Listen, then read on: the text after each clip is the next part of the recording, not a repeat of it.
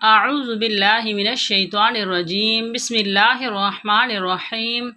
مسلم شریف کی حدیث ہے کہ ان فتنوں سے پہلے نیک اعمال کے سلسلے میں جلدی کرو جو تاریک رات کے حصوں کی طرح ہوں گے۔ ایک آدمی صبح کو مومن ہوگا اور شام کو کافر ہوگا، اور شام کو مومن ہوگا اور صبح کو کافر ہوگا، نیز اپنے دین کو دنیاوی ساز و سامان کے بدلے فروخت کر دے گا۔ آپ صلی اللہ علیہ وسلم کی حدیث کا مفہوم ہے کہ قرب قیامت ایک ایسا زمانہ آئے گا کہ لوگ اپنی بیویوں کے ساتھ زنا کریں گے۔ آپ صلی اللہ علیہ وسلم نے 1400 سال پہلے بتا دیا کہ لوگ بیویوں سے زنا کریں گے۔ حضرت عبداللہ بن مسعود رضی اللہ تعالی عنہ فرماتے ہیں کہ نبی کریم صلی اللہ علیہ وسلم نے فرمایا کہ قرب قیامت میں لوگوں پر ایک ایسا زمانہ آئے گا جس میں مرد اپنی بیوی کو طلاق دے گا، پھر انکار کرے گا کہ میں نے طلاق نہیں دی، اور طلاق سے پہلے جیسے میاں بیوی کا رشتہ اور تعلق تھا طلاق کے بعد بھی ایسا ہی ہوگا۔ پھر وہ آدمی اس عورت سے ہم بستری کرے گا، یہ دونوں ہی زانی ہوں گے جب تک وہ یوں ہی رہیں گے۔ ناظرین، بیوی تو وہ ہوتی ہے جسے قبول کر کے گھر میں لے کر آیا جاتا ہے، اسی لیے کہ اس کے ساتھ ازدواجی زندگی قائم ہو جائے گی، لیکن اپنی بیوی کے ساتھ زنا کریں گے۔ سمجھ نہیں آ رہی؟ اللہ تعالیٰ نے بالکل سچ فرمایا ہے۔ آج کے دور میں یہ باتیں سچی ہو رہی ہیں۔ بعض دفعہ انسان ایسے کفریہ کلمات کہہ دیتا ہے جن کلمات کی بنا پر انسان دائرہ اسلام سے نکل جاتا ہے۔ جب انسان دائرہ اسلام سے نکل جاتا ہے تو وہ کافر ہو جاتا ہے، تو اس کا نکاح ٹوٹ جاتا ہے۔ کافر اور مسلمان کا نکاح نہیں ہو سکتا۔ جب نکاح ٹوٹ جاتا ہے تو وہ آپس میں قربت کر رہے ہوتے ہیں، یعنی وہ زنا کر رہے ہوتے ہیں۔ کفریہ الفاظ کیا ہیں؟ وہ جن الفاظ میں ضروریات دین میں سے کسی بات کا انکار یا اعتراض ہو، یا حکم الہی کو تبدیل کر کے بیان کیا جائے، یا دین کی کسی بات یا حکم کا مذاق اڑایا جائے، کسی نبی کی توہین کی جائے، گستاخی کی جائے، جن کے کہنے سے انسان دائرہ اسلام سے نکل جاتا ہے اور بیوی سے زنا کر رہا ہوتا ہے۔ کسی عورت نے اپنے خاوند سے کہا کہ آپ نماز پڑھ لیں، میں نے نماز نہیں پڑھنی، یا وہ یہ کہہ دے کہ میں نماز پڑھوں گا تو کافر ہو جاؤں گا، ہندو ہو جاؤں گا، یہ کفریہ الفاظ ہیں۔ ان سے نکاح ٹوٹ جاتا ہے۔ ایک وہ جملہ جو اکثر عورتیں اپنے گھر میں بولتی ہیں، اگر کسی پر کوئی مشکل وقت پیش آیا ہے تو وہ آگے سے کہتا ہے کہ اللہ نے میرے ساتھ کون سا اچھا کیا ہے۔ یہ وہ الفاظ ہیں جو آپ نے کئی دفعہ کئی عورتوں سے سنا ہوگا۔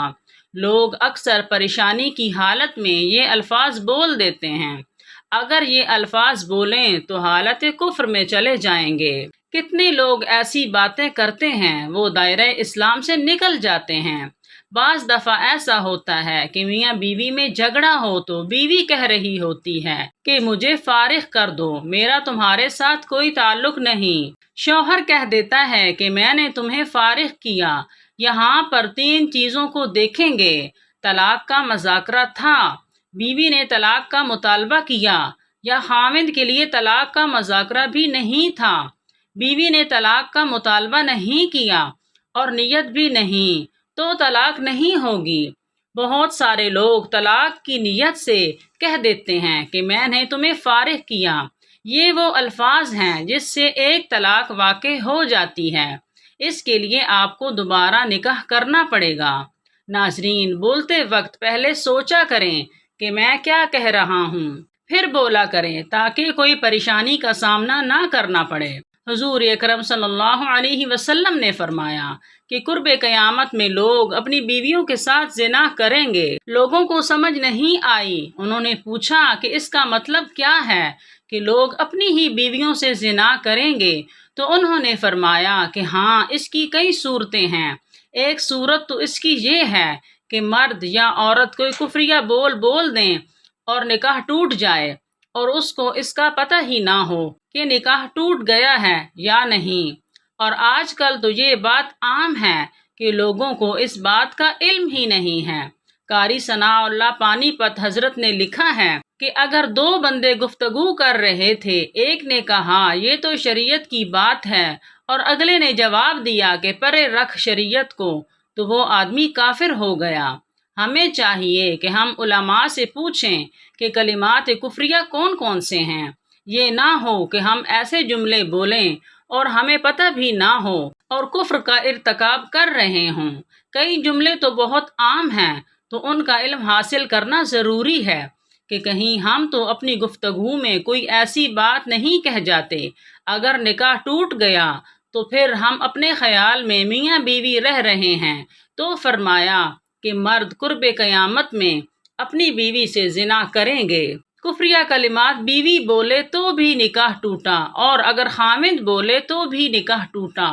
اور دوسری صورت ایک دوسرے کے ساتھ بحث ہے، اور یہ تو ہر گھر کی بات نظر آتی ہے۔ جب شادی ہوئی تو میں بولتا تھا اور بیوی سنتی تھی۔ اس نے کہا پھر بچے ہوں گے، تو بیوی بولتی تھی اور میں سنتا تھا۔ اس نے کہا پھر ہم دونوں بوڑھے ہو گئے، ہم دونوں بولتے تھے اور محلے والے سنتے تھے۔ ناظرین، بڑھاپے میں بحث اور زیادہ ہو جاتی ہے، اور اس میں ہوتا کیا ہے کہ مرد کی زبان کنائے میں طلاق نکل جاتی ہے۔ کنایا اسے کہتے ہیں کہ لفظ تو طلاق والا نہیں بولا، لیکن بات ایسی کر دی کہ مفہوم طلاق والا نکلتا ہے۔ اس کو کنائے میں طلاق کہتے ہیں۔ اب یہ گناہ بہت زیادہ ہے، غصے میں کہہ دیتے ہیں کہ چلی جا، مجھے تیری کوئی ضرورت نہیں۔